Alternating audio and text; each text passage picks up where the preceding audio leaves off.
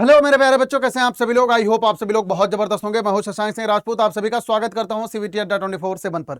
तो क्या हाल चाल है सभी मेरे बच्चे, एक बार जल्दी से फटाफट कमेंट सेक्शन में लिख के बताएंगे क्या मजा आ रहा है कि नहीं 2024 की तैयारी करने में। यार अभी जुलाई चल रहा है, टाइम बहुत अच्छा खासा है बच्चों। हम लोग चैप्टर नंबर 1 कर रहे हैं बेसिकली रिलेशन एंड फंक्शन का। और यार रिलेशन एंड फंक्शन की मैं ऑलरेडी 2 क्लास आपको ऑलरेडी ले चुका हूं, जिसमें मैंने आपको फंक्शंस की बहुत ही जबरदस्त तरीके से एकदम बेसिक से लेके टॉप लेवल तक मैं आपको करवा चुका हूं। इसके अलावा 1-1 ऑन टू फंक्शन को भी मैं जबरदस्त तरीके से आपको करवा चुका हूं। इसके अलावा type of function, type of relation यानी रिफ्लेक्सिव, सिमेट्रिक, ट्रांजिटिव, ये वाला सेगमेंट भी बहुत जबरदस्त तरीके से करवा चुका हूं। आज के सेशन में बच्चों हम लोग करने वाले कंपोजिट फंक्शन, इसके अलावा करेंगे इनवर्स फंक्शन। यार बहुत ही इंपॉर्टेंट चैप्टर है ये फंक्शन आपके एग्जाम के पर्सपेक्टिव से, चाहे सीबीएसई बोर्ड की बात करें। सीबीएसई बोर्ड में हालांकि ये रिलेटेड है, लेकिन जो बच्चा सीबीएसई बोर्ड से पढ़ रहा है, आपको अगर सीवीटी देना है तो सीवीटी के लिए बच्चों ये बहुत इंपॉर्टेंट है। ये दोनों चैप्टर पूरी की पूरी इंटायर मैथमेटिक्स के लिए बहुत इंपॉर्टेंट है, जो हम बात कर रहे हैं कंपोजिट फंक्शन और इनवर्स फंक्शन के बारे में। यार सबसे पहले थोड़ा सा लास्ट टाइम का हम थोड़ा सा रिवाइज करेंगे और कुछ एक चीजों के बारे में भी बच्चों हम लोग डिस्कशन करेंगे, ठीक है। और थोड़ा सा रिवीजन करके उसके बाद हम लोग आगे चलेंगे। यार लास्ट क्लास में मैंने आपको ये सारी चीजें, फंक्शन, टाइप ऑफ फंक्शन, ये सारी चीजें मैं आपको ऑलरेडी करवा चुका हूं। एक बार शक्ल देख लो, रिफ्लेक्सिव, सिमेट्रिक, ट्रांजिटिव, ये सारी चीजें मैं आपको करवा चुका हूं। इसके अलावा इक्विवेलेंस रिलेशन के बारे में ये सब आपको करवा चुका हूं, अच्छे अच्छे क्वेश्चंस। इसके अलावा बच्चों यहां पर आज हम लोग बातें करते हैं, सबसे पहले कुछ एक सवाल यहां पे हम लोग करेंगे। तो इसमें से जो सबसे अच्छा सवाल है, जो लगातार सीवीटी में कई बार को पूछा जा चुका है और बोर्ड में भी कई बार पूछा जा चुका है, आपकी स्क्रीन पर सबसे पहला सवाल ये रहा। तो सभी मेरे बच्चे जरा इस सवाल को सॉल्व करेंगे। Find the range and domain of this function. Range और डोमेन आपको इस फंक्शन का बताना है, ठीक है, क्लियर। अब भैया यहां पर ये फंक्शन हमारा है कौन सा। यहां पर सर हमारे पास ये फंक्शन है f(x = 4x² + 12x + 15। ये क्या है sir, this is the parabola. ये क्या है बाबू, ये है सर पैराबोला। और कोई भी अगर हमारे पास पैराबोला है सर, इसकी जो डोमेन होती है, इसकी डोमेन क्या होती है sir, x belongs to real number होती है। डोमेन क्या होती है बेटा, x belongs to real number होता है, ठीक है, बराबर। अब यहां पर सर बात आती है रेंज की। और बेटा इस सवाल का हम रेंज कैसे निकालेंगे। रेंज निकालने के लिए हमको मालूम है कि अगर पैराबोला में 2 केसेस होते हैं, एक तो सर ए पॉजिटिव, दूसरा ए नेगेटिव। अगर ए पॉजिटिव होता है पैराबोला अपवर्ड, यानी यहां से जो रेंज हमारे पास निकल के आता है वो -d/4a से लेके इनफाइनाइट आता है, क्लियर। और अगर हमारे पास ए नेगेटिव है यानी पैराबोला डाउनवर्ड, यानी कि सर यहां से जो रेंज हमारे पास निकल के आता है वो बेसिकली -इनफाइनाइट से लेके -d/4a के बीच में आता है, ठीक है। यार यहां पर -इनफाइनाइट में बच्चों ये ओपन ब्रैकेट होता है, तो इस वजह से हम इसको ओपन ब्रैकेट लगाएंगे, ठीक है, क्लियर। तो यार यहां पर बच्चों जो हमारे पास ये वाला क्वेश्चन है, यहां पर सर ए की वैल्यू क्या है, यहां पर सर ए की वैल्यू हमारे पास 4 है, यानी कि सर पॉजिटिव है। यानी हमारे पास यहां पर रेंज क्या हो जाएगा बच्चों, अगर ए पॉजिटिव है तो पैराबोला अपवर्ड है, यानी कि सर -d/4a से लेके इनफाइनाइट हो जाएगा, -d/4a से लेके इनफाइनाइट। बात बराबर है। अब बस यहां पर हमको क्या करना है सर, d की वैल्यू निकालनी है। और d बराबर क्या होता है बाबू भैया, ये होता है सर b² - 4ac। और बेटा यहां पर b क्या है, b है सर 12, यानी सर 12² - 4। a की वैल्यू है बच्चों 4, c की वैल्यू है भैया 15, यानी हमारे पास ये कितना हो गया 144 - 16, ये हो गया कितना 240। यही आ रहा है क्या, एक बार को इसको देख लेना फटाफट, कोई भी जरा सी भी दिक्कत है तो। आई थिंक 4ac, तो 4 × 4 × 15 है ना, तो ये कितना हो रहा है 60, 240। तो ये कितना बन गया बेटा 40, और इधर कितना बनेगा, इसको घटा लो, 240 में से 44 है ना, तो कितना आ जाएगा ये 240 में से आपको इसमें से 144 आपको घटाना है। 10 में से 4 घटाओ 6, 9 में से 4 घटाओगे तो 5। तो यानी कितना आ गया बेटा, ये -56 आ गया। डी की वैल्यू कितनी हो गई बेटा, -56 हो गई। क्लियर है सभी बच्चों को, हाँ या ना। तो बस यार अब यहां से हमें निकालना क्या है, यहां से सर हमें निकालना है इस सवाल का रेंज। तो बेटा यहां से हमारे पास रेंज कितना हो गया, रेंज हमारे पास हो गया -d/4a, यानी -56 अपॉन 4 × 4 से लेके इनफाइनाइट। यानी हमारे पास ये कितना हो गया बाबू, ये माइनस माइनस प्लस हो जाएगा क्योंकि एक माइनस यहां पर ऑलरेडी लग रखा है। तो 16, और इसको आप यहां से सॉल्व कर लो तो ये बेसिकली 56/16 आ जाएगा से लेके इनफाइनाइट, ठीक है। यार छोटी मोटी कैलकुलेशन आप यहां पर देख लेना, कोई भी जरा सा भी अगर डाउट आपको लग रहा है तो मुझे बताना, ठीक है। कोई भी अगर दिक्कत है तो आप मुझे बताना, इसको काट छांट के छोटी मोटी कैलकुलेशन देख लेना। इन केस अगर थोड़ा मोड़ा भी अगर एरर है तो नीचे कमेंट सेक्शन में आप बता देना, ठीक है, कैलकुलेशन देखना बेटा आपकी रिस्पॉन्सिबिलिटी है, कैलकुलेशन पर मैं ज्यादा ध्यान नहीं देता। आ जाओ जरा कुछ एक सवाल और अच्छे अच्छे सवाल करते हैं। आपकी स्क्रीन पर बेटा ये सबसे पहला सवाल ये रहा, consider the non empty set. यहां पर एक परिवार में कुछ बच्चे हैं, यहां पर एक रिलेशन है R defined as a R b, और यहां पर ए आर बी का मतलब क्या है बेटा, ए इज ब्रदर ऑफ बी। तो बेटा यहां पर रिलेशन आपको क्या दे रखा है, ए आर बी, इसका मतलब ये है कि ए इज ब्रदर ऑफ बी। ये क्या है बेटा, ए इज ब्रदर ऑफ बी, इसका मतलब ये है। ठीक है, क्लियर। अब यहां से आपको यह बताना है कि आर क्या है, रिफ्लेक्सिव है, सिमेट्रिक है कि ट्रांजिटिव है। तो सबसे पहला काम सर इस सवाल में हम क्या चेक करेंगे, रिफ्लेक्सिव चेक करेंगे। सबसे पहला काम इस सवाल में हम लोग रिफ्लेक्सिव चेक करेंगे। अब बेटा रिफ्लेक्सिव चेक करने के लिए सभी मेरे बच्चे आप ये बताओ कि रिफ्लेक्सिव के लिए यहां पर हम क्या करेंगे, ए का रिलेशन ए के साथ में होना चाहिए, यानी ए बिलोंग्स टू आर, यानी हम क्या लिखेंगे इसको, A is brother of A, A is brother of A, यही तो आप लिखोगे। तो मुझे एक बात बताओ, क्या कोई भी इंसान खुद का भाई हो सकता है क्या? नीचे कमेंट सेक्शन बताओ। दूसरा सिमेट्रिक रिलेशन यहां पर हम देखते हैं, सिमेट्रिक रिलेशन। अब यार जरा सिमेट्रिक रिलेशन के लिए आप क्या करोगे, यहां पर दो एलिमेंट्स को लोगे, यानी एक ले लो ए, एक ले लो B, A B belongs to R. तो यानी क्या हो गया sir, A is brother of B. ठीक, अगर A B belongs to R है तो यहां से B A should be also belongs to R, यानी क्या लिखोगे, B is also brother of A. ठीक है, तो सभी मेरे बच्चे आप बताओगे कि अगर ए बी का भाई है तो क्या बी ए का भाई होना जरूरी है? जैसे अगर ये समझना इसको, अगर ए बी का भाई है तो यहां पर ए हो सकता है कि लड़का हो, बी हो सकता है लड़की हो, है कि नहीं? तो भी ए बी का भाई हो गया, तो क्या बी भी ए का भाई होगा? आई थिंक ये चीज एकदम सही बात नहीं है। आप ऐसे सोचो कि मान लो ये रहा ए, ठीक है, ये हो गया बॉय, ये हो गई बी, ये है बी, ठीक, इसको स्मॉल में लिख देते हैं, तो ये हो गई गर्ल। ठीक, अब अगर ए जो है आर बी में है, ए आर बी, यानी ए जो है बी का भाई है, ए लड़का है तो बी का भाई हो गया, लेकिन क्या बी आर ए संभव है? यानी क्या ये बी भी ए का भाई है? आई थिंक सभी को दिख रहा होगा कि बी जो है गर्ल है, तो बी ए का भाई कहां से हो सकता है? तो यानी कि ये चीज एकदम गलत है। बात बराबर है सभी को? तो बेटा यहां से अगर A B belongs to R है तो बी ए आर में नहीं होगा, यानी कि सर ये रिलेशन हमारा सिमेट्रिक रिलेशन नहीं होगा। तो ये सिमेट्रिक बट नॉट ट्रांजिटिव गलत, ट्रांजिटिव बट नॉट सिमेट्रिक ये तो हो सकता है, बहुत सिमेट्रिक ट्रांजिटिव ये भी गलत। अच्छा, ट्रांजिटिव तो अभी हमने चेक ही नहीं करा, सिमेट्रिक नहीं है तो ये भी गलत, नीदर सिमेट्रिक नॉट ट्रांजिटिव, इसको हम चेक करते हैं। तो बेसिकली यहां से दो ऑप्शन तो चला गया। अब यार यहां पर बच्चों हम चेक करेंगे सर ट्रांजिटिव रिलेशन है कि नहीं है, ये ट्रांजिटिव रिलेशन है ना। तो ट्रांजिटिव के लिए आप क्या करोगे, तीन एलिमेंट हम लेंगे। अगर A B belongs to R है, यानी क्या लिखोगे, A is brother of B, A is brother of B, यही लिखोगे। ठीक, सेम इसी तरीके से अगर B C belongs to R है तो आप क्या लिखोगे, B is brother of A, और सॉरी सी, है ना। अब जरा इसको समझना, तो यहां से क्या ए सी बिलोंग्स टू आर होगा, हाँ या ना? सभी मेरे बच्चे कमेंट सेक्शन बताओ, जरा ध्यान से सुनो। ये रहा ए, ये रहा बी, ये रहा सी, ठीक, ये हो गया ए बी सी। अब कह रहे कि ए बी का भाई है, यानी ए क्या हो गया, बॉय होना चाहिए। ठीक, ए क्या होना चाहिए, बॉय होना चाहिए। ए इज ब्रदर ऑफ बी, और कह रहे हैं कि बी जो है सी का भाई हो। बी इज ब्रदर ऑफ सी, यानी कहने का मतलब क्या हुआ कि ये भी बॉय होना चाहिए, ये भी बॉय होना चाहिए, है कि नहीं? क्योंकि ए जो है बी का भाई हो गया। अब कह रहे हैं कि बी जो है सी का भाई होना चाहिए। अब यहां से रिलेशन में यह बताना है कि क्या ए सी बिलोंग्स टू आर होगा, यानी क्या ए जो है वो सी का भाई होगा।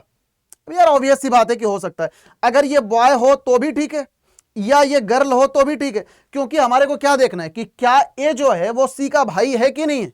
तो अगर सी हो सकता है कि बॉय है, अगर सी बॉय होगा तो भी ए जो है सी का भाई हुआ, अगर ये सी जो है गर्ल है तो भी ए सी का भाई हुआ, तो यानी जो है ए सी बिलोंग्स टू आर होगा। ठीक है, तो यानी ए सी बिलोंग्स टू आर होगा, यानी ये रिलेशन जो है ये ट्रांजिटिव रिलेशन भी हमारा हो जाएगा। बात बराबर है? तो बेसिकली ये कौन कौन सा रिलेशन हो गया बेटा, ये कौन कौन सा रिलेशन हो गया, जल्दी से मुझे बताओ इसमें से। ठीक है, तो ये हो गया sir transitive but not symmetric. Clear है सभी बच्चों को? तो option b is the correct option, कि ये जो है सर ट्रांजिटिव है लेकिन सिमेट्रिक नहीं है। ठीक है, क्रिस्टल क्लियर सभी बच्चों को, हाँ या ना। अगले सवाल पे आता है, let L denote the set of all straight line in a plane. यहां पर आर कह रहा है बेटा, R is defined by L R M. यहां पर आर क्या है सर, एल आर एम है। ठीक, इसका मतलब यह है कि L is perpendicular to the M. ठीक, एल जो है वो एम के परपेंडिकुलर है। अब आपको यह बताना है कि जो रिलेशन है ये क्या है, रिफ्लेक्सिव, सिमेट्रिक, ट्रांजिटिव, इनमें से कौन सा ऑप्शन सही है। तो सभी मेरे बच्चे जल्दी से फटाफट बोर्ड पर निगाह डालो। तो बेटा यहां पर सबसे पहले हम क्या चेक करेंगे सर, रिफ्लेक्सिव रिलेशन। क्या चेक करेंगे, रिफ्लेक्सिव रिलेशन। अब यार क्या ये रिफ्लेक्सिव रिलेशन है, तो बेटा रिफ्लेक्सिव रिलेशन के लिए आप क्या देखोगे, यहां से एक एलिमेंट आप लोगे, यानी हम ऐसा ले लेते हैं L1 R L1, मतलब L1 का रिश्ता L1 के साथ में। तो अगर L1 R L1 लोगे तो आप क्या बोलोगे कि L1 is perpendicular to L1। अब मुझे एक बात बताओ, क्या ये सही बात है क्या, L1 जो है L1 के परपेंडिकुलर कभी हो सकता है, मतलब कोई भी लाइन खुद के परपेंडिकुलर कभी हो सकती है क्या। ये मान लो अगर L1 है, ठीक है, तो कोई भी लाइन खुद के परपेंडिकुलर कहां से हो जाएगी, है ना। तो ये चीज तो बेटा एकदम ही गलत है, यानी कि L1 R L1, या हम ऐसे भी लिख सकते हैं कि L1 L1 does not belongs to R। बात बराबर, यानी हम यहां से क्या लिखेंगे, this relation is not reflexive. क्या लिखोगे बाबू, नॉट रिफ्लेक्सिव। बात बराबर। अगेन यार यहां पर हम क्या चेक करेंगे सर, सिमेट्रिक रिलेशन हम इसका चेक करेंगे, सिमेट्रिक रिलेशन। अब सिमेट्रिक रिलेशन के लिए क्या करोगे, अगर L1 L2 R में है, L1 L2 अगर बिलोंग्स टू R है, तो आप क्या लिखोगे, L1 is perpendicular to L2, आप यही लिखोगे। तो आप यहां से चेक करो क्या L2 L1 भी R में है, ये चीज आप चेक करो, क्या L2 L1 भी R में। बेटा L2 अगर L1 R में होगा तो यानी कि L2 is perpendicular to L1, आप यही लिखोगे। अब जरा आप चेक करो क्या ये सही है गलत है। यार यहां से सभी मेरे बच्चे जरा ध्यान से देखो, अगर ये लाइन हो गई L1 और ये लाइन बेटा हो गई सर L2, अगर L1 L2 के परपेंडिकुलर है तो ऑब्वियस सी बात है कि सर L2 भी L1 के परपेंडिकुलर होगा, यानी L2 L1 R में है। तो हम यहां से क्या बोलेंगे कि sir this relation is symmetric relation, symmetric relation है। बात बराबर है सभी को। अगला जो रिलेशन है बच्चों इसमें ट्रांजिटिव रिलेशन, ट्रांजिटिव रिलेशन। क्या ये ट्रांजिटिव रिलेशन है, ट्रांजिटिव के लिए आप क्या करते हो सर, तीन एलिमेंट हम लेते हैं, if L1 L2 belongs to R and L2 L3 belongs to R, तो यहां से हम क्या कंक्लूड करेंगे कि L1 L3 belongs to R होना चाहिए। जरा अब इसको हम बोल के देखेंगे आखिरकार इसका सेंस क्या है। If L1 L2 belongs to R, तो हम यहां से क्या बोलेंगे कि भैया L1 is perpendicular to L2, यानी कि L1 जो है वो L2 के परपेंडिकुलर है। सेम इसी तरीके से अगर L2 L3 belongs to R, तो हम क्या बोलेंगे, L2 is perpendicular to L3। तो अब यहां से हम ये देखेंगे क्या L1 L3 belongs to R हो रहा है, अगर ये R में होगा तो हम यहां से क्या बोलेंगे, L1 is perpendicular to L3, यही होना चाहिए। अब हम चेक करते हैं कि अगर ये दोनों कंडीशन होल्ड कर रही है तो क्या यहां से ये चीज निकल के आ रहा है। आ जाओ जल्दी से फटाफट हम इसको चेक करते हैं। सर अगर हमारे पास ये लाइन L1 है, ठीक है, ये लाइन अगर हमारे पास L1 है, और बेटा ये वाली लाइन सर हमारे पास क्या है, L2 है, ठीक, ये लाइन L2 है। कह रहे हैं कि अगर L1 L2 के परपेंडिकुलर है, L2 L3 के परपेंडिकुलर है, यानी बेटा L3 लाइन हमारे पास ये होगी। देखो L1 L2 के परपेंडिकुलर, L2 L3 के परपेंडिकुलर, तो क्या L1 L3 के परपेंडिकुलर है। आई थिंक सभी बच्चों को नजर आ रहा होगा कि सर ये L1 L3 के परपेंडिकुलर तो नहीं है, फिर क्या है, फिर ये पैरेलल है फिर ये क्या है, पैरेलल है, यानी कि sir L1 L3 does not belongs to R, यानी L1 L3 does not belongs to R, यानी ये क्या हो गया सर, नॉट ट्रांजिटिव हो गया। क्या हो गया, नॉट ट्रांजिटिव हो गया।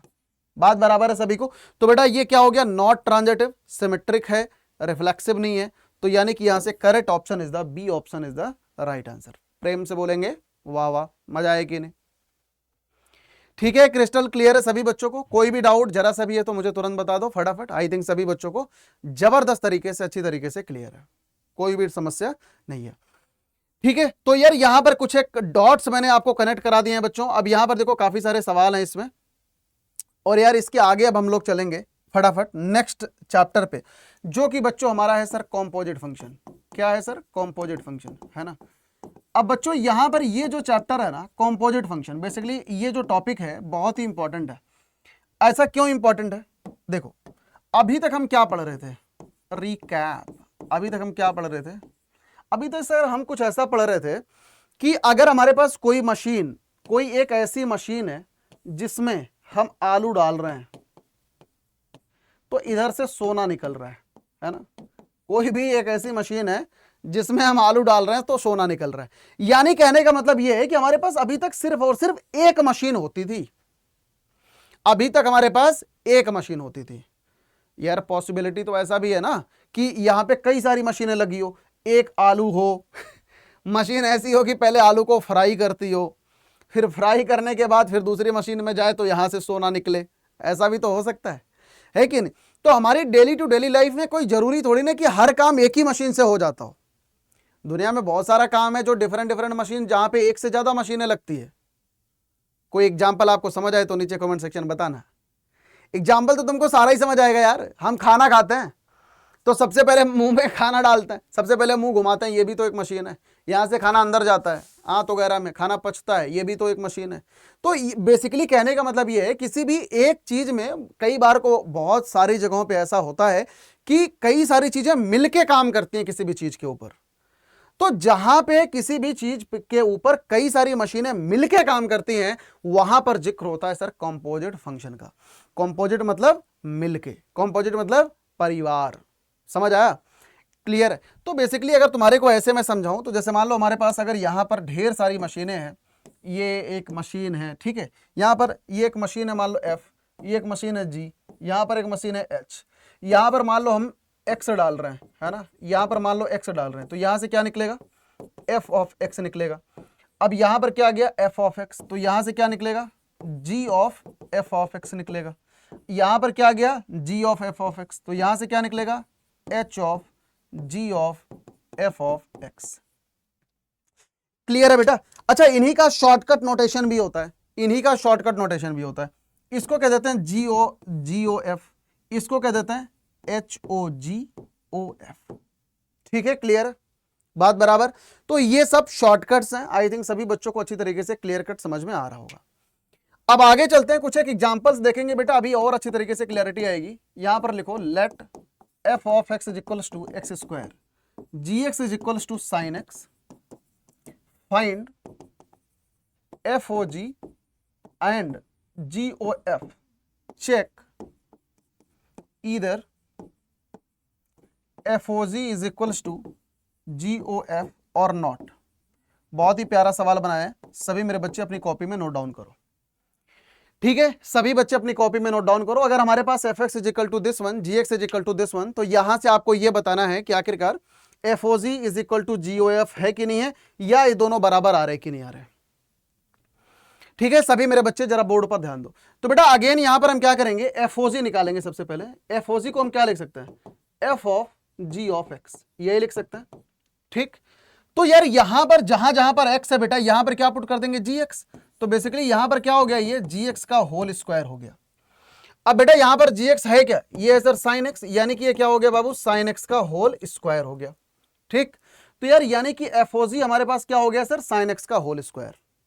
बात बराबर है कि नहीं? बिल्कुल सर बराबर है। ठीक है, अगेन यहां पर जरा ध्यान से सुनो। अब बेटा यहां से हम क्या निकालेंगे सर? GOF निकालेंगे। इसको हम कैसे लिख सकते हैं? G of f of x लिख सकते हैं कि नहीं? बिल्कुल सही बात है। अब यार G of f of x का मतलब यह है कि जहां पर gx में x है, यहां पर हम सर पुट करेंगे f ऑफ x, यानी ये क्या हो जाएगा sir? Sine of f of x हो जाएगा। तो बेटा यहां पर ये क्या हो गया? साइन f ऑफ x क्या है सर? x स्क्वायर है, तो ये हो गया सर साइन x स्क्वायर। तो बाबू भैया यहां से हमारे पास GOF क्या हो गया? साइन x का होल स्क्वायर हो गया। ठीक सर, क्या ये दोनों बराबर है? आई थिंक सभी बच्चों को नजर आ रहा होगा कि सर ये दोनों बराबर नहीं है। तो यहां से आप कंक्लूजन लिख दोगे कि FOG does not is equal to GOF। बात बराबर है सभी को? बहुत ही बेसिक सा सवाल है, लेकिन यहां पर एक अच्छा सा प्यारा सा नोट, ये बहुत ही जरूरी नोट है। यहां पर लिखो कॉम्पोजिट फंक्शन, यहां पर लिख लेना ये कॉम्पोजिट फंक्शन। ये वाला F सुंदर नहीं लगा तो यहां पर हम ये वाला F लिखेंगे। Composite function not, composite function in general, composite function in general not commutative. क्या लिखोगे? इन जनरल नॉट कम्यूटेटिव, है ना? In general not commutative, I मतलब दैट मीन्स कि F O G does not is equal to G O. बात बराबर है सभी को, हाँ या ना? जल्दी से अपनी कॉपी में नोट डाउन करो फटाफट, प्रेम से बोलेंगे इरशाद इरशाद। ठीक है यार, क्लियर है सभी बच्चों को? जल्दी से एक बार देख लो बेटा, कोई भी जरा सा भी डाउट है तो मुझे तुरंत बताओ। आई थिंक सभी बच्चों को अच्छी तरीके से क्रिस्टल क्लियर है। ठीक है यार, एक आधा एग्जांपल आप इस पर बेस्ड और करो, थोड़ा सा घिनौना example. F X is equal to, मान लो साइन एक्स है, G X is equal to 1/x² है, H X is equal to, मान लो यहां से कुछ घटिया सा ले लेते हैं, क्या ले लें, x + 1/x - 1 ले लेते हैं। ठीक है, तो यहां से आप ये बताओ कि h of f of g बताओ, ये आपको निकालना है। ठीक है, तो सभी बच्चे जरा कमेंट सेक्शन में लिख के बताना कि कैसे निकालेंगे। ठीक है, देखो दिखने में कैसा भी लग रहा हो लेकिन आप बहुत आराम से निकाल सकते हो। सबसे पहला काम क्या करेंगे, f of g of x निकालेंगे। तो कुल मिला के जहां जहां पर x है यहां पर क्या पुट करेंगे, gx पुट कर देंगे, ये हो जाएगा साइन ऑफ gx। ठीक, तो बेटा साइन gx मतलब यहां पर x की जगह पर 1/x² पुट कर देंगे, ये हो गया सर साइन 1/x²। तो FOG हमारे पास क्या हो गया बाबू, this one, sine of 1/x²। अब हमें क्या करना है, जो हमारे पास FOG आया है उसको हम h के अंदर पुट कर देंगे। तो बेसिकली यहां से अगर हमारे को ये निकालना है HOFOG, तो बेसिकली क्या करोगे, जहां जहां पर x है वहां वहां पर क्या पुट करेंगे, FOG पुट कर देंगे। तो यानी कि x की जगह पर क्या पुट कर दोगे, ये sign 1/x² + 1 upon sine 1/x² - 1, यही हमारा फाइनल आंसर है। ठीक है बेटा, क्रिस्टल क्लियर सभी बच्चों को, हाँ या ना? जल्दी से देख लो। तो बेटा कॉम्पोजिट फंक्शन क्या होता है सर, कॉम्पोजिट फंक्शन हम इस तरीके से निकालते हैं। एक चीज आपको और बताता हूं, देखो ये जो कॉम्पोजिट फंक्शन और इनवर्स फंक्शन है ना, इस पर बेस्ड बेटा सीबीटी में बहुत ही रेयर सवाल पूछा जाता है। अगर मैं टोटल सीबीटी पेपर की बात करता हूं तो बहुत ही गिने चुने इक्का दुक्का सवाल इससे आते हैं, और सीबीएसई बोर्ड के सिलेबस में कॉम्पोजिट और इनवर्स फंक्शन नहीं है, है ना। इनवर्स ट्रिग्नोमेट्रिक फंक्शन है, उसका बेसिक है, लेकिन ये चीज सीबीटी के सिलेबस में नहीं है कि कॉम्पोजिट फंक्शन के बारे में। तो अगेन मैं ये चीज आपको कह रहा हूं, ये बहुत ही आसान सेगमेंट है, इसमें पीएचडी करने की कोई जरूरत नहीं है, बहुत ज्यादा फालतू का इसमें टाइम खराब करने की कोई जरूरत नहीं है। आप बस आराम से तसल्ली से सिर्फ और सिर्फ इतना पढ़ लो कि आपसे नॉर्मल चीजें आपको लिखनी आ जाए, बस दैट्स ऑल। बात बराबर है सभी को? आई थिंक क्लियर है, बहुत बढ़िया बेटा। अब इसके बाद यार यहां पर हम लोग पढ़ेंगे सर इनवर्स फंक्शन। क्या पढ़ेंगे सर, इनवर्स फंक्शन। ठीक है, बचपन से तुम लोग इनवर्स निकालते आते हो ना, कि 2 का इनवर्स क्या है, 3 का इनवर्स क्या है, 4 का इनवर्स क्या है है ना। तो यहां पर वैसा सीन नहीं है, यहां पर साइन x का इनवर्स 1/sin x नहीं लिखोगे, बचपन में 2 का इनवर्स 1/2 लिख देते थे, तो यहां पर sin x का इनवर्स 1/sin x ऐसा कुछ करके नहीं लिखा जाता, फंक्शन में ये चीज नहीं होती बेटा। ठीक है, क्लियर है? तो सर यहां पर क्या होती है, उन सब चीजों को हम यहां पे सीखने वाले हैं। तो सबसे पहले यहां पर लिखो a function y is equals to f of x is invertible function. बेटा इनवर्स फंक्शन का एक और नाम है इनवर्टिबल फंक्शन, ये भी लिख लेना, इनवर्टिबल फंक्शन है ना। कोई भी function y is equal to fx is invertible if fx is bijective, अगर कोई भी फंक्शन बाइजेक्टिव है तो, है ना, यानी कि i.e. That means f is 1 and onto both, यानी कि वो फंक्शन जो है 1 और ऑन टू दोनों होना चाहिए। प्रेम से बोलो वाह वाह। ठीक है, क्रिस्टल क्लियर सभी बच्चों को, हाँ या ना? तो बेटा कभी भी किसी भी फंक्शन का इनवर्स कब निकल सकता है, जब वो फंक्शन 1 और ऑन टू दोनों हो। ठीक है, तो यार यहां पर एक आधा एग्जांपल लेते हैं, f ऑफ r to r y is equals to mod x check inverse exist और नॉट, ऐसा करके सवाल आपसे पूछा जा सकता है ना, या ऐसा भी पूछा जा सकता है एफ एक्स इज इनवर्टिबल और not, F X is invertible और नॉट। ठीक है, तो बेटा इस तरीके से आपसे सवाल बनाया जा सकता है कि आपको कोई भी एक फंक्शन दे देगा और आपसे पूछेगा कि भैया यहां पर एफ एक्स जो है ये इनवर्टिबल है कि नहीं है। तो ऐसे सवालों को हम कैसे करेंगे सर, अगेन वही काम हम करेंगे, चेक 1 एंड ऑन टू। तो यार इसको हम ग्राफिकली कर लेते हैं बेटा, यहां से हम इसका ग्राफ ड्रॉ करते हैं, y is equal to mod x का ग्राफ कैसे ड्रॉ होता है बेटा, sir y is equal to mod x का ग्राफ कुछ इस तरीके से ड्रॉ होता है, ठीक है। अब r टू r की बात कर रहा है, यानी कि सर माइनस इन्फानाइट से प्लस इन्फानाइट की बात कर रहा है, तो r टू r में इस तरीके से ग्राफ छपेगा। तो क्या ये 1 1 फंक्शन है? आई थिंक सभी बच्चों को नजर आ रहा होगा कि सर ये तो 1 1 ही नहीं आया, एक से ज्यादा जगह पर काट रहा है, तो आप यहां पर क्या लिखोगे? नॉट 1 1। तो अगर 1 1 ही नहीं आया तो आप क्या कंक्लूड करोगे? Not invertible. क्या कंक्लूड करोगे? नॉट इनवर्टिबल, ठीक है। क्लियर है सभी बच्चों को? हाँ या ना, जल्दी से बताओ। तो बेटा अगर ये फंक्शन 1 1 ही नहीं है तो ऑन टू चेक करने की जरूरत ही नहीं है, क्योंकि 1 1 सबसे आसान काम होता है 1 1 चेक करना। अब अगर ये 1 1 ही नहीं है तो आप ऑन टू को क्यों चेक करोगे? खुद ही सोचो, है कि नहीं? तो आई थिंक यार सभी बच्चों को अच्छी तरीके से ये क्रिस्टल क्लियर है कि आखिरकार अगर हमें कभी भी बाइजेक्टिव फंक्शन अगर हमें प्रूफ करना होता है तो हम कैसे निकालते हैं बेटा? बाइजेक्टिव फंक्शन के लिए हम ऐसे निकालेंगे, ठीक है। Crystal clear? कोई भी डाउट जरा सा भी आई थिंक नहीं होना चाहिए। अगला एग्जांपल जरा देखो, f यहां से लिख लो 0 टू इन्फानाइट से लेके 0 to infinite fx is equal to x square, check f is invertible और नॉट। ये इन्वर्टिबल होगा या नहीं होगा, ठीक है। नेक्स्ट क्वेश्चन आपकी स्क्रीन पर ये रहा। सभी मेरे बच्चे जरा ट्राई करिए फटाफट इस सवाल को, बहुत ही अच्छा सवाल है यार। ये सब सवाल देखो एज इट इज उठ के आपके सीवीटी पेपर में आ सकते हैं, ठीक है। तो सभी मेरे बच्चे जरा ग्राफिकली आप इसको देखो, यहां पर डोमेन क्या है? यहां पर सर डोमेन है 0 टू इन्फानाइट, है ना।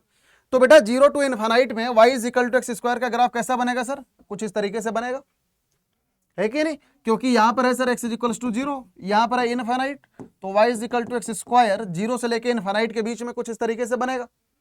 अब मुझे ये बताओ कि ये 1 1 है कि नहीं है? सर ये 1 1 है कि नहीं है?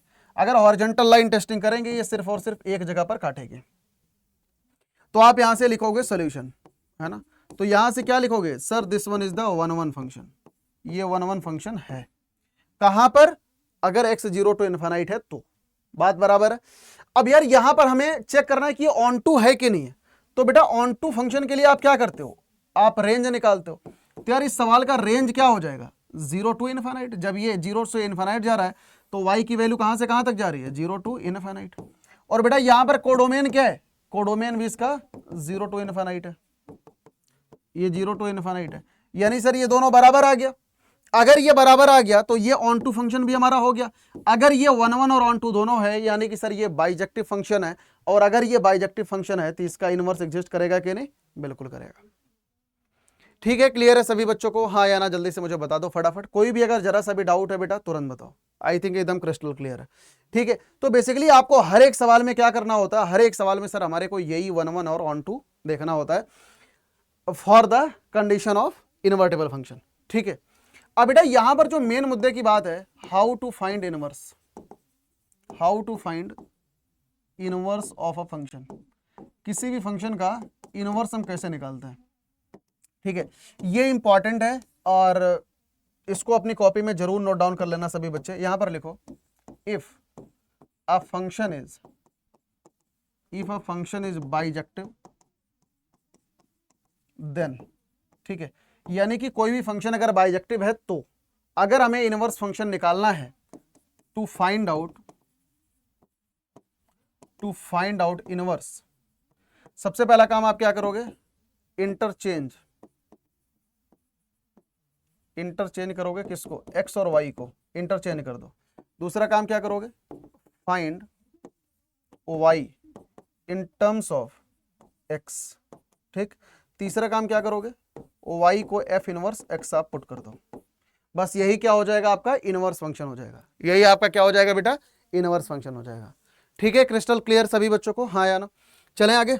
चलो अगला सवाल जरा देखो, y is equal to x plus 1 upon x minus 1, find inverse, यानी कि f इनवर्स x आपको निकालना है। अब यहां पर एक चीज आपको बताता हूं बेटा, ध्यान से सुनना। अगर आपको कहीं पर मैपिंग आपको दी गई है, अगर कहीं पर आपको मैपिंग दी गई है तो ऐसे केसेज में आप सबसे पहले आप ये चेक करो कि ये फंक्शन 1 1 ऑन टू है कि नहीं है। अगर 1 1 ऑन टू है तो आप ये कंक्लूड करोगे कि अच्छा इसका अब इनवर्स निकालेंगे। इनवर्स निकालेंगे कैसे? इस तरीके से हम इसका इनवर्स निकालेंगे, ये प्रोसेस का यूज करके। लेकिन अगर ये बाइजेक्टिव ही नहीं है, इसका 1 1 on 2 एग्जिस्ट ही नहीं कर रहा है, तो ऐसे केस में क्या बोलेंगे, इसका इनवर्स फंक्शन एग्जिस्ट नहीं करेगा।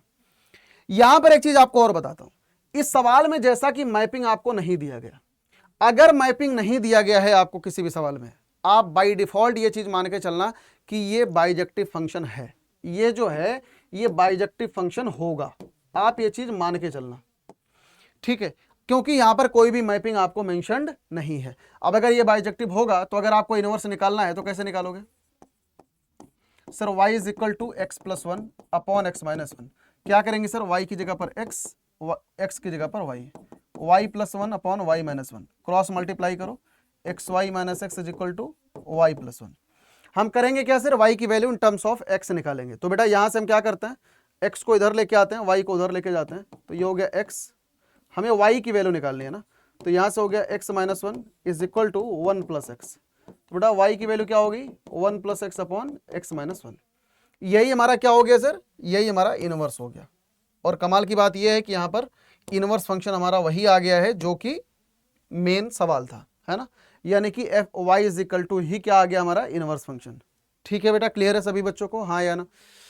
नेक्स्ट क्वेश्चन आपकी स्क्रीन पर ये रहा, मान लो अगर y is equal to x square है, फाइंड f इनवर्स x, कैसे निकालोगे, फटाफट जल्दी से देखो कैसे निकालोगे बेटा, फटाफट जल्दी से सभी बच्चे कमेंट सेक्शन में निकालोगे।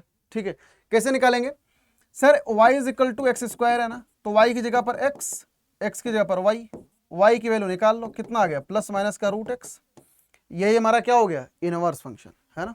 तो यानी कि f इनवर्स x हमारे पास कितना आ गया सर, प्लस माइनस का रूट x। अब ये डिपेंड करेगा कि यहाँ पर आपको डोमेन वगैरह क्या दे रखा है, तो उस हिसाब से आप प्लस रूट x या माइनस रूट x भी आप ले सकते हो। ठीक है बेटा, क्लियर है सभी बच्चों को।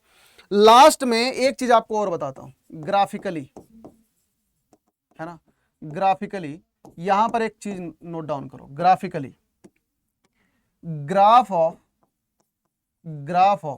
Inverse function is the reflection